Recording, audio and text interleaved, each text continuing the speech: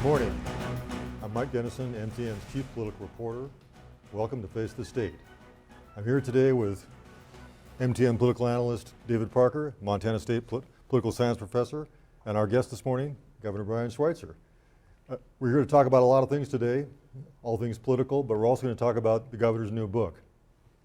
Governor, why don't you tell us a little bit about the book, and while you're doing that, tell us why you wrote this book now. Why did you bring this subject up now, and why are you the expert? Well, those of you who have paid any attention to my political career know that I'm passionate about energy. I didn't study political science in college. I was at Montana State University. I have a master's degree in earth science. I spent my early career, working in those oil states. My first posting, I defended my thesis. The next day, I was on a plane to Libya. Spent my first year in Libya. And then I went 7 years to Saudi Arabia. So I spent time in those countries that everybody's talking about right now. And the only reason we're talking about them today is because they have the oil that we don't have. If we could just put up one slide to begin with, here's what really matters. Take a look at this slide, and you'll see that there's a lot of countries that have oil. Half the oil in the world is in the hands of the Venezuelans, the Saudis, and the Canadians. And then you go to Iran, Iraq, Kuwait, United Emirates, Russia, Libya, Nigeria, the United States. We have 2% of the world's oil reserves. We consume 20% of the oil on an annual basis. That's not sustainable. It hasn't been sustainable. And the only reason we spend our time in the Middle East is because they have the oil and we need it. But we have a new system. We have new systems of energy that can take the place of that oil. Today, 70% of the energy we consume in America is non-transportation fuels. Read electricity and natural gas. All we have to do is shift a small part of our transportation fuels to electricity and natural gas, and we'll never need to import another barrel of oil from the Middle East. And so that's what this book is about. This book is about how we're going to shift very rapidly in this country to electric cars, to fuel cell cars, and to natural gas cars. And as we do that, we develop these technologies that we can export to the rest of the world. Because almost all of the rest of the world, except for those few countries that have oil, they're in the same fix as we are. We've become dependent on these. And so this book is about the future of energy, the future of America, and the future of the world. Now, in the book, you talk a lot about battery technology. Why don't you give us a little bit of a snippet about the discussion of batteries from the book? Because that's important. Well, Thomas Edison really was the innovator in batteries all the way back to 1875. By 1910, there were 30 electric car manufacturers in America. About 40% of the cars sold in the world were electric cars by 1910. It was led by the Detroit Automobile Company. In 1910, they had a car that they would guarantee 100 miles on a charge. It drove a record 213 miles on a charge in 1910. Well, today, there are some 30 automobiles made worldwide that are electric cars, and only two can get 100 miles on a charge, the Toyota RAV and the Tesla. What happened during the last 100 years? We didn't spend the money on innovation. Batteries. It's always about storage. In fact, hydrocarbons are simply batteries. 100 million years ago, the single-cell organisms were fueled by solar radiation. That was the heat and the radiant that created the energy that produced these single-cell organisms. They were buried geologically for that last 100 million years. And when we bring those hydrocarbons to the surface, all we're doing is using solar energy that has been stored for 100 million years. Don't you think we can do a little better today than we did 100 years ago? We can. All the great universities, all the great research stations around America are working overtime on new battery technology. And the Russians and the Chinese, they got more spies trying to steal our battery technology than they do any of the rest of our technology in America. The thing that struck me about the book, and frankly, what I've seen throughout your political career, right, is that you've emphasized we need to be energy independent, right? We need to not have to basically rely upon these oil petro dictators. But the thing what struck me about the battery stuff was the largest producer of a lot of the rare metals, earth metals required for those batteries are the Chinese. So wouldn't we just be replacing one bad government with another with this emphasis on this battery technology? Lithium is the battery of choice today. Probably it'll be replaced within 20 or 30 years with zinc or some other metals. But lithium is primarily contained and found. It's found in the United States, but it's found in Latin America, really in Bolivia and Chile. Kazakhstan, a little bit in Russia. But even when we finish mining it, a great part of the ocean contains lithium. That's one of the salts in the ocean. So we're not going to run out of lithium anytime soon. In fact, I say in the book, we didn't leave the Stone Age because we ran out of rocks. We didn't leave the Bronze Age because we ran out of bronze. And when we leave the hydrocarbon era, there will be a lot of coal and oil and gas in the ground. It's just that we're going to have found new systems to create energy, store energy, and use energy. You know, when I was reading the book, the question I had, I read it all and said, this really makes sense. All the things you're talking about, and you know, I've thought this for many years as well, just as a consumer. But you know, why isn't it happening any quicker? What's standing in the way? Is it? Tell us about that. Well, I'll tell you what's not standing in the way is investment. The two biggest investors in battery technology on the planet today are Elon Musk and Tesla, and Warren Buffett and BYD. Those are the two people that are investing more money in actual battery and electric car technology than anybody else on the planet. And if you're betting against Warren Buffett and Elon Musk, don't go to Las Vegas because you'll be broke. So another point that was made in the book is that you talk a little bit about fracking, right? Obviously, that's an important part of the Montana economy out in the eastern part of the state. And an important part of natural gas. And important part of natural gas is going to be replacing imported oil. So, of course, one of the big controversies is about the fluids, you know, using fracking, and a lot of it gets pumped down into the well to bring up those natural gas. But some of that comes back out and can be and is often stored in ponds for eventual removal. But what's the possibility of those ponds with that fracking fluid affecting the environment, either through leakage or for wildlife, you know, flying onto it and landing there? Actually, what I suggest in the book about those chemicals is, number one, that the oil companies have got to disclose what they're putting down there. I say that society gives them the right to extract the minerals. We don't give them the right to put whatever chemicals whenever they want down. I also say the solution here is that we have marker chemicals, and the technology exists so that every individual oil company or drilling company would have their own marker chemical. So if there's ever a mistake in the future, if there's ever a leak, we know whose door to knock on. Okay. I'd also like to go back a little bit to the discussion about, you know, what's standing in the way of this. I mean, you've talked about this in the book as well, about utilities. You know, here in Montana, we know that the utilities are completely opposed to net metering, and oil companies as well don't like electric cars. How do we get beyond these very powerful forces that are saying, we don't want to do this, and if we do it, we'll do it on our terms whenever we please? I call the American electric utility industry the Stalinist model of business. Joseph Stalin, some call him a communist, some call him a socialist, but no, it was a Stalin model, which is this: I control this place, and you, my buddy, you get to have the truck monopoly, you get the car monopoly, somebody else got the bread monopoly, and for 50 years in Russia, they didn't innovate or change anything because the only customer you had to please was Joseph Stalin, the government. Well, the American electric utility industry, we granted them monopolies, geographic monopolies all over this country. There's 100 of them or so, and they actually only have to please the politicians. They don't have to please you, the customer. And so when you, the customer, say, I can actually produce electricity on my rooftop, which is true in 80% of the rooftops in America with solar energy, I can produce it cheaper than you, the utility, can deliver it. Oh, the utility doesn't like that model. And let me show me the next graph here. Just bring this up and I'll show you why the electric utility industry in America is so nervous. They're nervous because this is all the way back to 1940. The price of electricity delivered to your home and business increases at about 3.5% per year. It's a steady march. I'm not complaining. Look, bread and beer and other things that you buy, the shirt on your back, they increase by 3.5% per year. But let's go to the next one. And this is why they are concerned in the American electric utility industry. The next chart's going to show you that the value of solar panels has dropped so rapidly that just 1978 it was $80 a watt. Today it is 80 cents a watt to put those solar panels on your roof. Now, at the same time that you have the electric utility industry increasing by 3.5%, you've now dropped the price of solar panels that on 80% of the roofs in America, you can produce your own electricity cheaper than they can deliver it. Aha, but here's the catch. What are you going to do at night? So with net metering, the consumer says, I'll produce it during the day, and I will send that electricity to you. By the way, almost all of America, electricity in the middle of the day is worth a lot more than in the middle of the night because that's when we consume the most. And actually, when these brokers are buying and selling electricity, sometimes electricity is worth 4, 5, 6 times as much in the middle of the day as it is at night.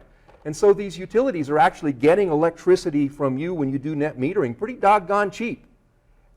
But you have to have the utility because they're your battery at night. You've still got to be connected to that utility because what are you going to do about a battery at night? Well, here's the next problem. Bring up that next slide. The price of lithium batteries are dropping as fast as those solar panels. So that today, on many, many places around the country, you can buy lithium batteries and replace your utility. So what happens to the model of the utility when people start cutting the wire, generating their own electricity, storing it in their own battery, and they say, I don't need the utility? As they start cutting the wires, fewer and fewer customers are going to be paying for those installations. That means the price of the electricity will go up even faster. Unless the American electric utility industry thinks of a new model, they're going to become the Lehman Brothers and the Pan Am of the future of business in this country. So what's the policy solution to make this a reality? That's the key. Time of use metering. Listen, I say in the book that people are on the defensive. All over this country, utilities have allowed net metering, which means to say if you produce electricity in the day, it goes to the utility and they'll trade you kilowatt hour per kilowatt hour in the night when you need it, right? Well, now the utilities are rethinking that. They're saying, no. I'll tell you what, we'll buy it from you for half and sell it to you back for twice as much. I don't know how that's fair, but that's what they want to do. Unfortunately, consumer advocates are on the defensive. They're saying, no, we want to hold on to this. No. What we ought to do is say to those utilities, this is capitalism. There ought to be time of use metering. About 25% of the meters in America are these smart meters, so that you can buy electricity at different times in the day at different prices. It drives consumers to make the right decisions, to use electricity at night on their dishwashers and their clothes dryers and other appliances. Use less in the day, use more at night. It means they don't have to build new transmission, new generation. You need time of use. We need real-time pricing so that the value of my electricity when I produce it on a rooftop is actually 3 or 4 times what it is at the next night. We cannot allow the American electric utility industry to tell us what to do. They're a monopoly. They're supposed to serve us. And if they can't get that right, you're going to put up solar panels, you're going to use lithium batteries, and it'll be the end of the American electric utility industry. But we also won't import oil, and we won't send our sons and daughters to war in the Middle East to protect the oil supplies for the most anti-woman, anti-Christian, anti-Jewish, anti-democracy regimes on the planet. Well, but we come to 2017 at the Montana legislature, and let's say you're governor. What would be the 1 or 2 things that you would do to start moving us toward this reality that you'd like to see? Well, I absolutely would be full on in opposition to what Northwestern Energy is going to attempt to do, which is to get rid of net metering. Northwestern Energy right now, about every second year goes before the Public Service Commission. Mike, you cover this all the time. And every time they go before them, they say, we're trying to protect the consumers of tomorrow. So that's why we have to invest more in generation and more in transmission. And then they show you a chart that the price of, the consumption of electricity is going to go up 10 years, 15 and 20 years from now. So they tell the Public Service Commission, we need to raise the rates this year by 4% so that we can afford to build new generation and transmission. Well, here's the problem. If you have rooftop solar and wind projects all across Montana, you don't need new generation built by Northwestern Energy. You don't need new transmission.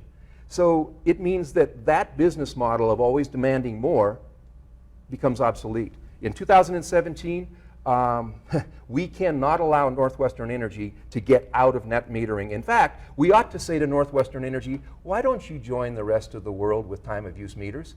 You have 0.1% of the meters in Montana are time of use, 25% of the meters in America, and about 75% in New Zealand and Canada and other places around the world have time of use meters. So it makes you a smarter consumer. It means we have to invest less in generation. People will use the electricity smarter, and it will drive us to electric cars. Because if you have the electricity at real price time, you can fill up your battery in the middle of the night, drive it the next day, or if you don't need to drive the 250 miles, you can sell half of that electricity right back into the grid for 3 times what you paid for it, maybe make the payment on the solar panels and on the car. That's the future of American energy. I mean, a big part of this is fixing the distribution system, so it goes both ways, not just the stuff coming from the plants, but you sending into the grid. But the other part that you acknowledge in the book is that the solution is multifaceted in terms of lots of different types of energy, including coal. Now, of course, coal, it's a dirty fuel, creates mercury pollution and all kinds of bad stuff, but you say, look, we can have clean coal. Well, but to do that, that's expensive. How are we going to pay for that? Not exactly. What I say in the book is that 10 years ago, I was an advocate of coal gasification, and I explain that we've had the technology for nearly 100 years. In fact, in Beulah, North Dakota, there's a coal gasification plant that was completed in 1984 that produces natural gas. And then they sequester, in other words, they store or they pump all of the CO2 back underground and enhance oil production. And I mentioned that we have already identified geologic structures in the United States that could store up to 25% of all the CO2 that would be produced over the next 40 years. Here's the problem with coal. Back in those days, natural gas was worth $10 an MCF. Today it's worth $3 an MCF, and it costs $7 to gasify coal. Coal's got a problem because there's cheaper energy supplies. Solar's cheaper, natural gas is cheaper, and as these coal plants reach their age of obsolescence, people aren't replacing them. 10 years ago, 52% of the electric supply in America was coal. Today it's about 35%. I predict it'll be about 22% in another 10 years. So that's bad for the Montana economy, though, right? Well, listen, ultimately, not politics decides this. The winners and losers will be decided by the economy. What's cheapest? Capitalism decides this. What is the best buy? What can the consumer get at the lowest price and the best service? And if coal can compete, well, they'll be part of the future. But I don't think they will. Let me tell you why. Because the coal industry and the electric utilities who use coal, they say CO2 and mercury, not that big a problem. And some of the environmental communities say there's no such thing as clean coal. So on one side they say no such thing as clean coal. The other side says there's no such thing as a problem. That means coal probably isn't going to be a big part of the future. Okay. Let's talk a little bit about politics. We've talked a lot about energy, and we'll talk a little bit more about your political future, if there is one. But we have a governor's race coming up. You were one of the first governors, or maybe the first governor, to serve without having elected office beforehand. We have Greg Gianforte, a businessman from Bozeman, in that same position. Why wouldn't he be a good governor, and why should people re-elect Steve Bullock?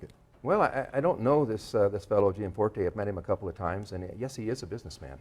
But when I ran for governor, it was after 16 years of Republicans who had passed utility deregulation, who had budget deficits, who had been raising taxes, who didn't apparently know how to run a government.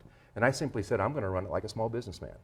And so during my years, we didn't raise taxes. We built the largest budget surpluses in history. As you know, we invested more new money in education than any time in history. Steve Bullock becomes governor with a big budget surplus. He still has that budget surplus. He hasn't raised taxes. We have some of the lowest unemployment in the history of Montana, something like 4.1%. He's invested in education. He's very popular. Look, I said to somebody else, if you have a football team and the coach just finished the season 10-1, you're going to rehire that coach. And I think that's probably what Montana's going to do with Steve Bullock. Are you going to be involved at all in the 2016 cycle, helping out the Democratic Party here in the state? Well, I might. I'm usually trying to be helpful. I write some small checks, like a lot of people do, but I'm not in politics anymore. I've moved on. I'm a businessman. I'm in the natural resource business, and of course, I'm now an author. Are we sure that you're done with politics? I mean, you could become governor in 2020 again if you wanted to. There was talk, and usually this is the arc, right? You write a book, and then most people that are involved in politics, then they go on to other things. I mean, I've lived my life in chapters. As you know, I finished graduate school in Bozeman. I got my master's degree in soil science, and then I spent the next decade working overseas, mostly in the Middle East. I came back to Montana, ran ranches for the next couple of decades. I served 8 years as governor, the only governor elected, as Mike mentioned, that came directly from the business world, having not been elected to anything else. Why should it surprise anybody that I'll go on to the next chapter in my life? Okay. You talked about how well you did as governor, and in your view, and Governor Bullock as well, as a Democrat. Why is it that Democrats can't seem to win the legislature in Montana and be a more dominant party, given the success? Well, I guess if you're worried about the demise of a political party in Montana, you ought to be worried about the Republicans. They fired all their staff and closed their office in Helen. I don't even know that they have a statewide office anymore. And as you probably know, 4 out of 5 of the statewide offices are held by Democrats. The legislature is made up of many of the rural districts, and as you know, there has been some gerrymandering, and it's tipped slightly to the balance of Republicans. It swings back and forth. The Republicans have controlled the legislature for most of the last 30 years. But as you've just mentioned, for the last, I guess it's been 11 years, there's been a governor who's been a Democrat. Well, I know Democrats are really excited by the fact they see the Republican Party, here they say, in disarray. They look at nationally and they're like, look at what's going on in the House of Representatives. They're all excited because they can't figure out who the heck the speaker is going to be. But there was a recent article by Vox. It's a great piece written by Ezra Klein. Basically says it's actually the Democrats that are in deep trouble. He says 70% of state legislatures, more than 60% of the governors, 55% of the attorney generals and secretaries of state are all in Republicans' hands. And of course, Republicans control both chambers of Congress. So isn't it really the Democrats that are in trouble nationally? And how would you lead them to electoral viability? Let me tell you who's in trouble. Both of these political parties. I think we have the highest percentage of people who say they're independents that we have in the last 50 years. People say, I don't trust the Republicans, I don't trust the Democrats, I don't trust anybody in Washington, D.C., and can you blame them? Well, but of course, most of those independents lean one way or the other. I mean, they either vote Democratic or they vote Republican. And they do, and they decide these elections. They lean this way, then they lean that way. They lean this way, then they lean that way. So I think both of these political parties who run back to their base, both on the Republican side and on the Democratic side, and that's why these members of Congress are so despised by the people in this country, because 85% of the members of Congress come from safe districts. All you got to do is win a Republican primary and you're the next congressman. All you have to do is win a Democratic primary and you're the next congressman or congresswoman. And then they act like it when they get there. Montana is a place that looks people over and they decide whether they like them, whether they trust them, and they might be a Democrat, they might be a Republican, and in the future, they might be independents. One thing I'm curious about, back in 2014 when we were deciding who was going to run for the U.S. Senate, everyone thought you were going to run to take Senator Baucus's seat, but you did not. And I feel like we never really got a good explanation as to why you didn't do that. Mike, you should read the newspapers. I think I oftentimes said I was not. In fact, when I was asked by the Associated Press whether I would consider it, I said, well, I'm not goofy enough to be a member of Congress, and I'm not senile enough to be in the United States Senate. But you were building a campaign organization, though. Not really. You were talking to people. No, there were people that were advocating for me. As you know, there was a national group. I kicked the tires. I walked right to the edge and I said, I got a great life.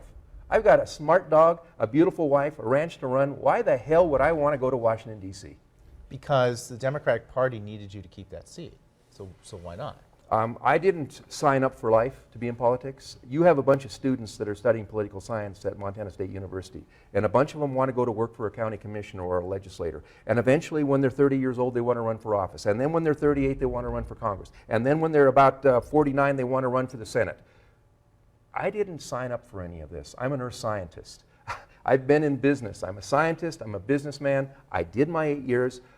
I hope that I did my best for the people of Montana, but I can move on and be very comfortable doing it. So can we say definitively you're on a new chapter and that chapter doesn't involve politics? I am on a new chapter and I'm not running for anything right now. Now, who's to say I won't run for something? You know, the mayor of Georgetown Lake, he's been there for a lot of years, and I might take a run at him.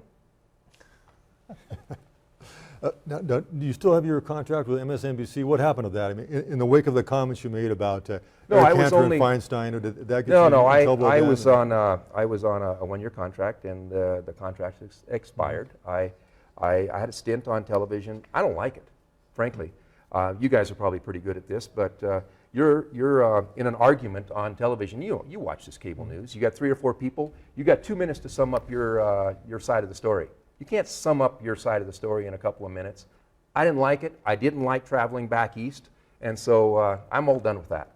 But you were in the national press a lot. People were calling up, visiting your ranch, and what was going on there? I don't know. People call up and they want to come and visit me. In fact, if you want to come and visit me, and we were just talking, you want to come up and see me in Georgetown? Hell, I'll show you around. You want to come up and see my ranch? I'll probably make you do a little work, and when you get done, you'll have a few calluses on your fingers from putting some fence posts in. I'm not afraid of a little work. Yeah, but those people didn't just show up on your doorstep. I mean, there must have been something going on that you were soliciting that in some way. No, I wasn't doing anything. In fact, people said, well, we think you're going to run for president. I didn't tell anybody I was running for president. I didn't run for the United States Senate. I mean, you know, people want to come and see me. I've got opinions, as you know. You're asking me for my opinions today.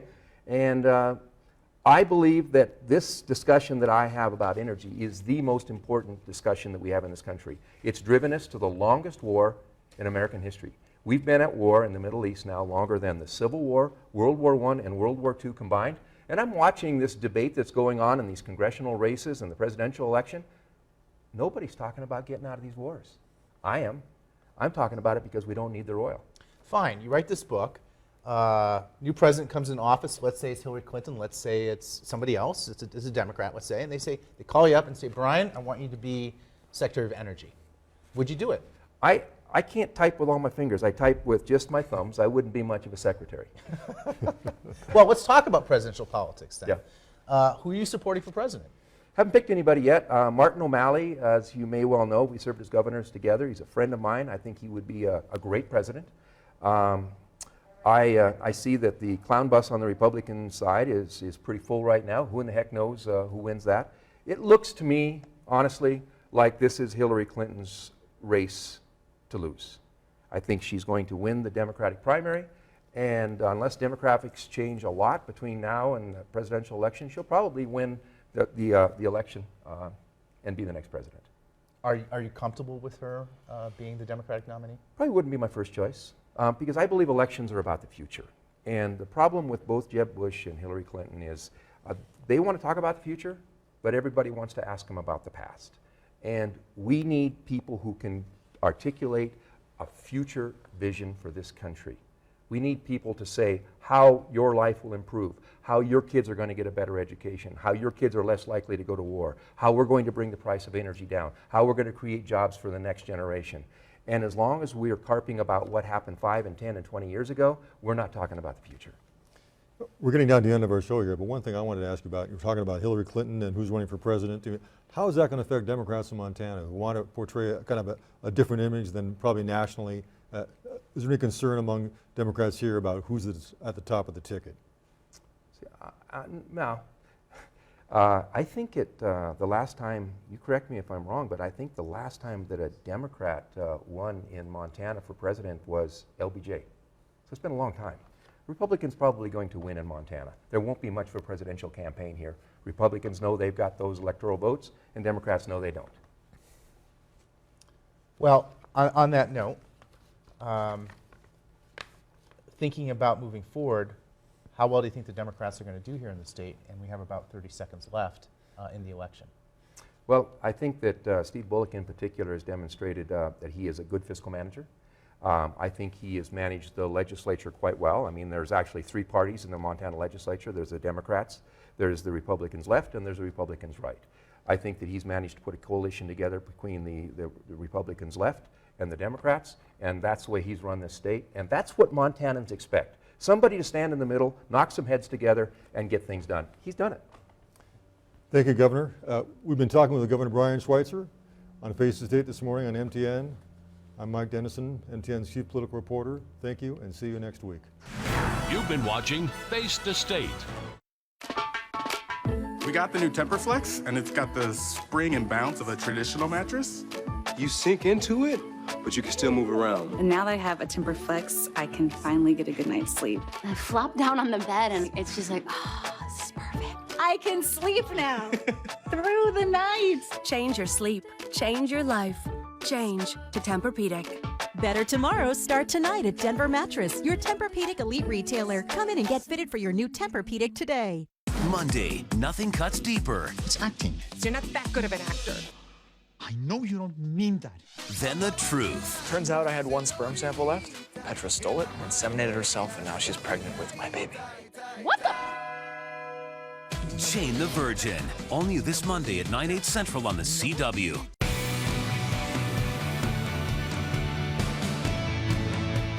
Don't miss Jane the Virgin, Monday at 8 on CW Great Falls. Mike Rollins and KRTV. Fair, accurate, to the point. So tonight after The Good Wife. CBS Sports.